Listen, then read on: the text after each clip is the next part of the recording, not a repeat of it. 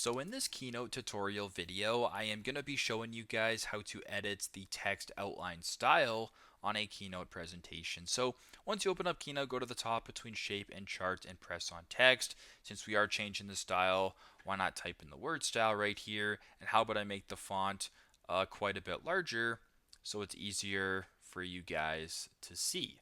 So there's my style right here. Now to add outline, first off, press on the text right here, go to this little gear icon on the right, and then make sure that outline is selected. I'll just change the color so it's a little bit easier for you guys to see it. I'll change it to like this pink color right here. I'll make it a little bit more thick, just like that. So if you wanted to change the style, so maybe you wanted it to be dotted or have spaces in between or whatever, where this says outline right here, press on this drop down and you have a whole bunch of different styles to choose from. You can have it dotted like that, you can have it like that, you can kind of have it like that.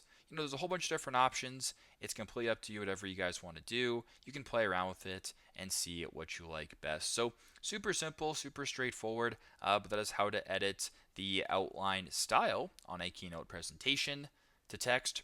Thanks again for watching, and I hope this video helps.